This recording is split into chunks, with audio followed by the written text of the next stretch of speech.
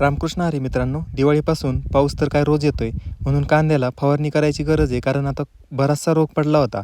म्हणून मग सकाळीच फवारणी करण्यासाठी थेट रानात गेलो होतो. मोटर चालू करून पूर्ण टाकी भरून घेतली. औषधं आणले होते, ते औषध एकत्र करून मस्त कालून घेतले.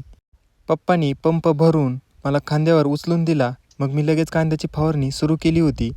कांदे आता मोठे झाल्यामुळं त्याच्यात चालणं थोडं अवघड जात होतं, म्हणून मी वरंब्यावरूनच फवारणी करायला सुरुवात केली होती. ऊनही खूप पडलं होतं, आभाळही जास्त आलेलं होतं. इकडं मम्मीने बसल्या बसल्या लिंबाच्या झाडाखालची सगळी घाण गवत स्वच्छ करून घेतलं आणि लिंबाला एक छोटासा ओटा करून घेतला होता. दुपार होत आली होती, तरी पण माझं फवारणीचं काम सुरूच होतं. कांद्याचं पण माणसासारखंच असतंय. जसं वातावरण बदललं की माणसाला सर्दी ताप खोकला येतो, तसंच कांद्याचं पण आहे. वातावरण बदललं की त्यालाही खूप त्रास होतो. माणसांना जशी औषधाची गरज असते तशीच पिकांनाही औषधाची गरज असते. 2-3 वाजेच्या सुमारास पुन्हा आभाळ भरून आलं. थोडासा पाऊस सुरू झाला होता.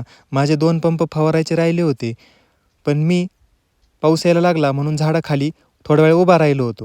जोरात पाऊस येईन असं वाटत होतं, पण नशिबाने पाऊस काही जास्त जोरात झाला नाही. लगेच उघडला आणि मी राहिलेली फवारणी कंप्लीट करून घेतली आणि घरी निघालो. सगळे 13 पंप झाले होते. खूप दमलो होतो, पण मनात समाधान होतं. घरी येऊन आराम केला. रामकृष्ण हरी.